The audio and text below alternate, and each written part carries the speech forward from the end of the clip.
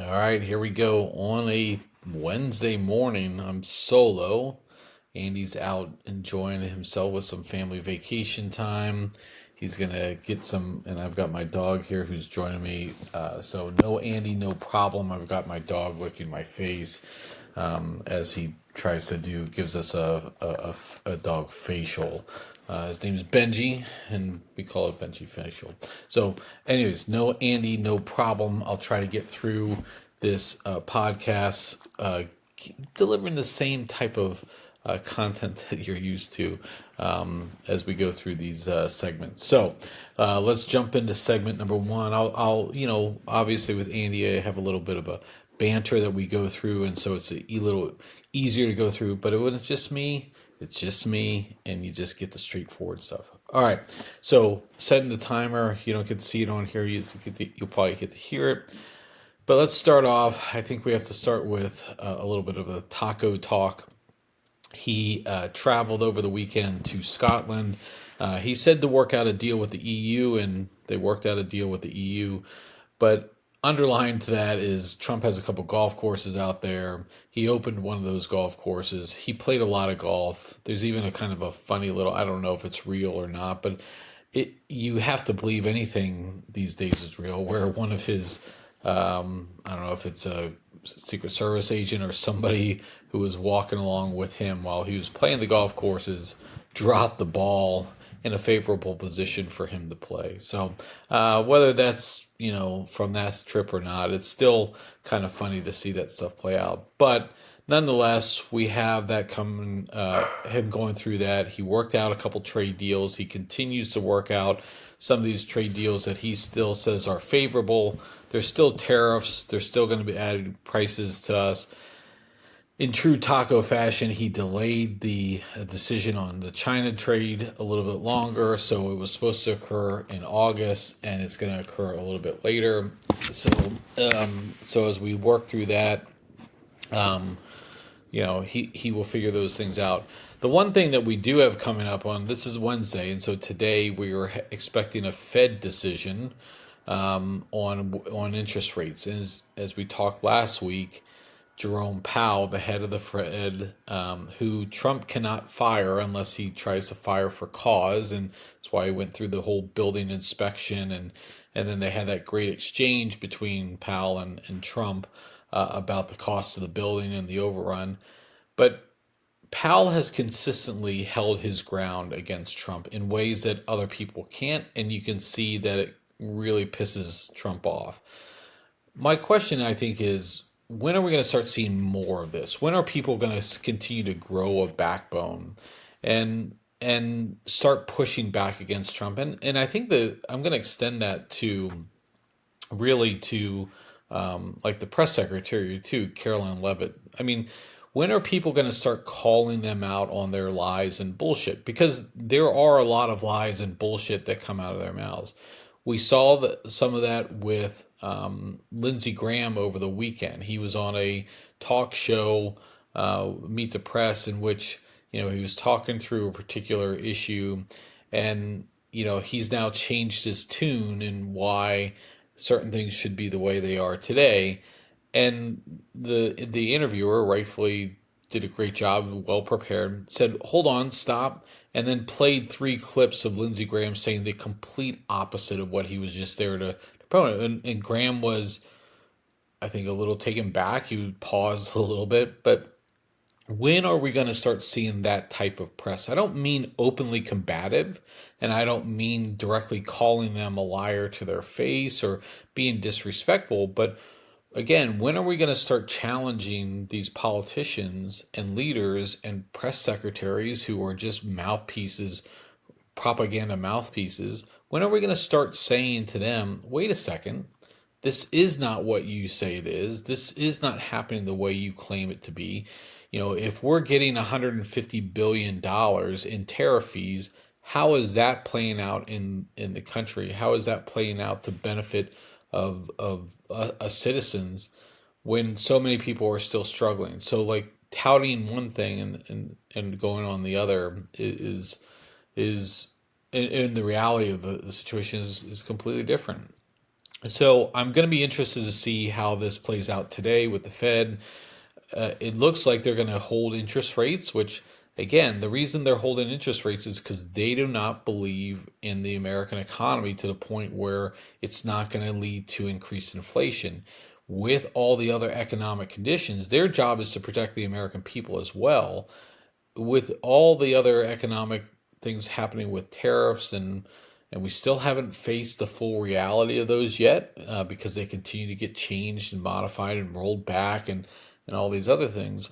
When are we going to start? They're trying to protect. So, like, when that comes out today, what is Trump going to go on the war path on?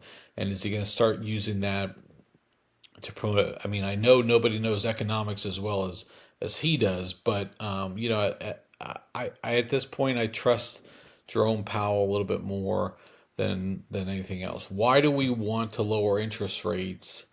Um, at this point in time. So I think the Fed has consistently said, look, if economic conditions improve by the end of the year, then that's a different story. So again, this rush to do that for the benefit of Trump is confusing me. So, but back to my point is, like, they're doing that. They're holding their ground. When are we going to start seeing other people do that? When are we going to start seeing these challenges? And maybe it's about the Epstein stuff. And Trump has said more things about the Epstein. It's more and more about, he's opening up about, some of his relationships. And he said something very unusual. I did not have the privilege of going to the island. The island is associated with not very good things. So why would you consider that to be a privilege to go there? And so I think people will defend him and say, oh, that's just hyperbole. He's just talking and rambling. But this is the problem. Like, we can't allow those things to just continue to slip by. So what's going to happen ultimately with this? We know that the Republicans are trying to defend Trump as much as they can. We know they're trying to paint Maxwell as some victim. And before you start going down that path, people, please look at what Maxwell did in this part. She was as much of a pedophile as anybody else. She was grooming all these things that the Trump surrogates will blame teachers for, and all these other things about grooming their young kids. They were grooming for the purposes of underage sex and all this other stuff. And so when you start seeing that type of language come out, and she should be pardoned in some way, like, please, like, that would be the ultimate failure there on that front. Okay, I'm going to go in. Let's go. I just heard the buzzer there, so we're going to go into another direction here. So this is, I read this book recently. It was about private equity groups and how they have fundamentally undermined and changed the dynamics in the world. So many of you, were men of a certain X, Generation X. One of the things that we grew up with was being a Toys R Us kid. Nothing was more special to me, or I didn't feel like it was an event when we could go to Toys R Us and see this big warehouse type of thing and all the aisles of toys, and you just walk up and down. It was such an experience, and I'd try to get something, anything from my parents, and just to have that whole experience. Well, you know, that company was bought out by a private equity firm and ultimately was bankrupt. Many of you will remember, it was about not too long ago, 2, 3 years ago, about Red Lobster going bankrupt, and how the private equity firm there was some of it was responsible for, that. And I read this book, and I apologize, I don't have the name of it on hand right now, but it was it's actually, I think it's Bad Company is what it was called. And they looked at how private equity firms have gone into retail, have gone into newspapers, have gone into the housing market, as well as the hospitals. And they used four use cases. They looked at the before, what it was like before the equity firms came in, and then during what happened, what were some of the decisions made there, and then after, what is in the long term effect. And I think it's a fascinating read because when we talk about like failures of our politicians and we talk about failures of our government, it's allowing firms like this who openly exploit, you know, taxes, open exploit our policies for their benefit when they claim that they're going to be benefiting a larger group and a larger customer base and a larger, the American public, when in reality they're only serving their interests. And you've heard some of these names before, these private equity firms, Bain Capital, KKR, and some of these other things. So I think it's important that we start educating ourselves on how we are being exploited by these mega companies, and it happens in a lot of different ways. Well, they'll come in, they'll these companies are failing in some respects. Toys R Us was losing money. They were not competing with Amazon and Walmart in the new dynamic of the internet age. They did not transition well. So instead of like going out of business and maybe doing, or looking at other ways there, these firms will come in, they'll buy them up, and they'll claim that they're, working for the betterment of, trying to save the store. They believe there's revitalization. And look, some of these things do work. I mean, Olive Garden is a good example. Olive Garden was failing, and the endless breadsticks and the salad bowl and all this other stuff, it was failing. And this firm came in, revitalized it, changed and compressed the menu, and did a lot of good things there. But so there are some success stories here, but there's also a lot of groups that come in, and what they've done with like Toys R Us and Red Lobster in particular is what, and I don't want to get too much in the weeds here, but in a lot of respects, they are, look, they don't, when they buy a company, they don't take on the debt of that company. They let that company continue to flounder in some ways, and they cut costs of the company, whereas they benefit from the company because what they'll do is they'll sell off the land associated with that property. So like a Red Lobster has, the retail space it has, it's usually a standalone spot, and it comes, they own that land. Well, so they don't have to pay rent on that land, for example. And so what they'll do is they'll come, this private equity firm will come in and go, hey, the land is very valuable. Let's sell the land, and charge Red Lobster, a company that we just bought, to pay us rent on that land. And so Red Lobster, who didn't have a rent payment before, is now paying on top of all their other restructuring plans and trying to fix everything. They now have to pay rent. So that further drives them into more debt. And the focus is not always on the betterment of the employees, the betterment of the customers that they're serving, and the benefit of the company. It's how do we gain as much money? Because even though Red Lobster will go under or Toys R Us will go under, those private equity firms are making money off of that. Like, so they're not penalized in any way, shape, or form. So it's a fascinating concept, and I think we need to really start educating ourselves on these private equity firms and how they're doing it, because it's happening in hospitals. Services that, consolidation of these. We talk about the economic conditions around, Medicaid, the cuts in Medicaid and such, and that's going to have an impact on rural hospitals. Well, they use an example of a rural hospital here and how these firms come in and they try to consolidate things, and they say they're going to offer better services. And the reality is they start stripping away services and they start providing less and less to the community. And in these rural areas where you have to go 20 miles to a hospital. Look, I live in southern Charlotte, and I can go 5 minutes in any direction and hit any number of locations for medical care, ERs or whatever. In a rural community, you may not have one for 20, 30 miles, and that means an hour's worth of stuff.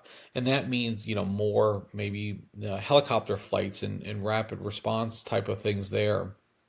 And so I think we need to start opening our eyes to what is happening in some of these areas financially, and really challenge our politicians again, putting our faith in politicians to really start addressing some of these areas, because the housing crisis is bad. I mean, what these firms are doing in housing and the neglect they're doing in a lot of those areas is real, and it is occurring. And I think we need to start, whether it's buying a bunch of properties and then setting the rent and then raising the rent and evicting people on very low notice. These are things that we need to start addressing as a nation, because these are real problems affecting a lot of Americans today.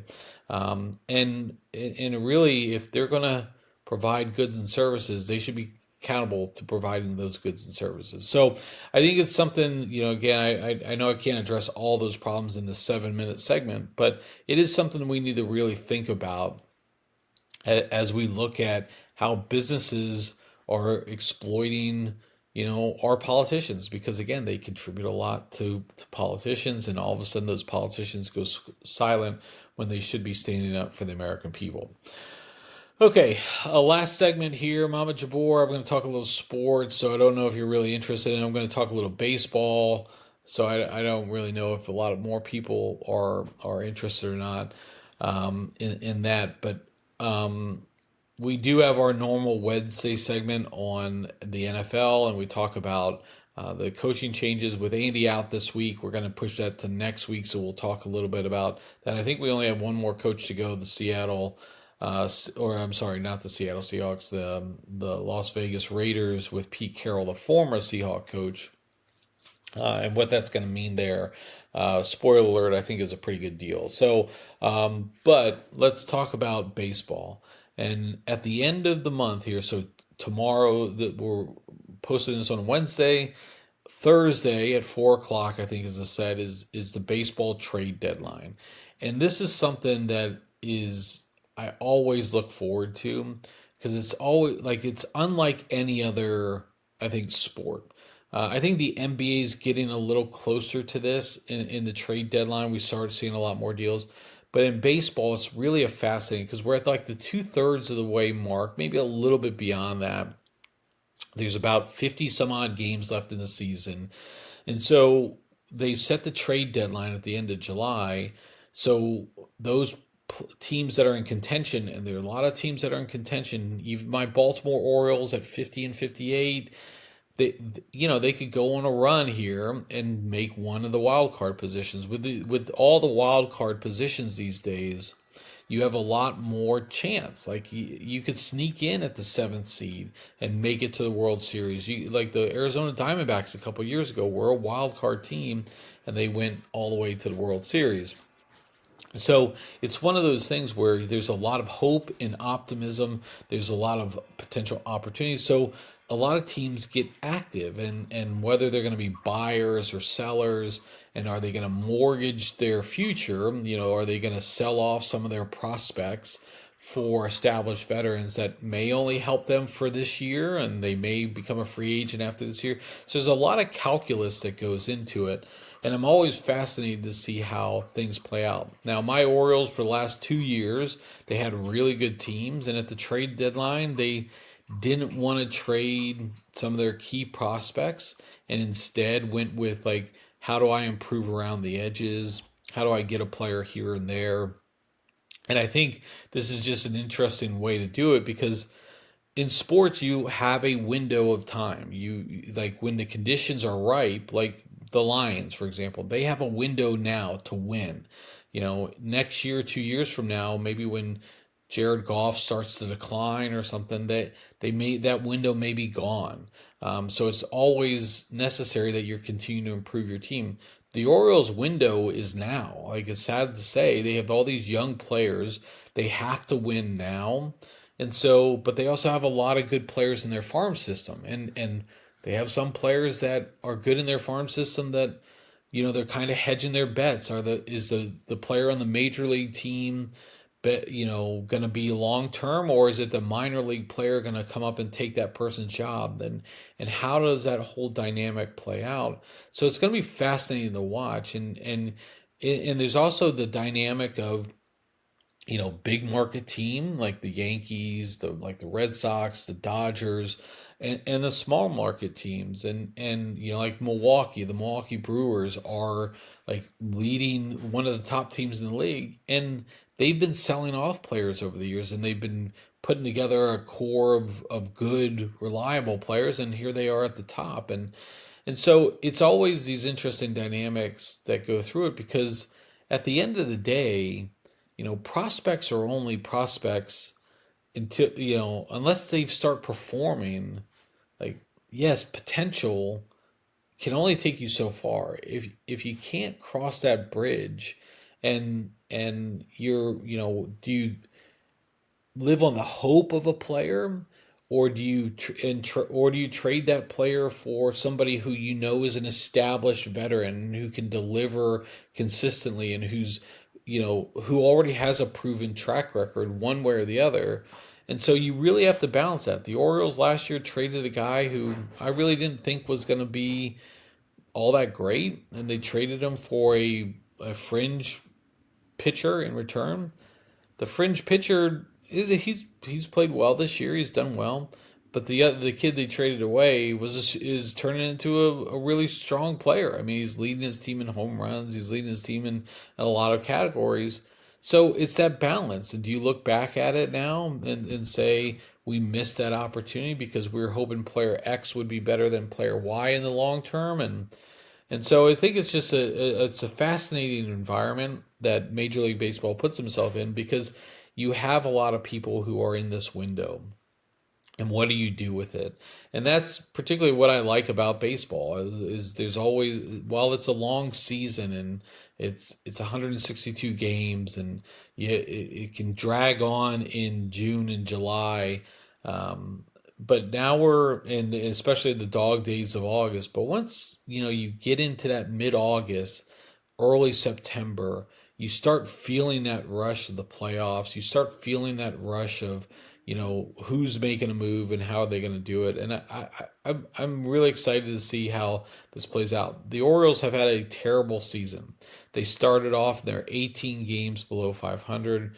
They had to fire their manager. Everything was working poorly. Their general manager did not do a good job in the offseason to prepare for all the injuries that they had. And you can say, well, how do you prepare for injuries you didn't know? They knew their pitching staff was in bad shape. And they didn't go out and spend the money and invest that money on reliable pitchers. But they slowly turned it around, and I thought they were out of it. And I even put out a Blue Sky post about I'm officially out because they lost to one of the worst teams in baseball. But they turned it around. They've won 5 straight. They're in a position now where are they going to try to make a run this year, or are they going to try to sell off some of their players? They've already sold off a couple relievers. Looking forward to next year. I don't mind that because I don't think those pitchers were ones that I would consider stables for the future. So what will they do? Will they sell off a couple other players? I mean, they have a couple hitters who are going to be free agents this year. And they have to decide, are we going to invest in that player long term because we believe that they're going to be of value to this program? Or are we going to try to get younger players in return and prospects? And that's just where I'm not so sure. I'd almost like Ryan O'Hearn is a player who many people have never heard of, came to the Orioles and has consistently delivered for them. He's going to be a free agent this year. He could be of value to a lot of teams, but he's also of value to the Orioles. They know what they have. He's a known quantity. Why don't you just pay that player, invest in that player, invest in the chemistry you've built as a team? And even if you don't make the playoffs this year, you're setting yourself up for next year to be, maybe the injuries aren't so bad next year. Maybe the conditions are not as terrible, and you can make a run again like you did the previous 2 years. So, all right, everyone. That's I heard my alarm go off. I got my dog sitting next to me. He's wagging his tail, ready to give me another facial. So we'll wrap up this pod today. Andy should be back with us on Friday. If not, I'll go solo again and ramble more about some things, and maybe we'll talk more about politicians pushing back, and maybe Trump will say some more stupid shit about Epstein along the way. So, All right, everyone. With that, I will catch up with you next time.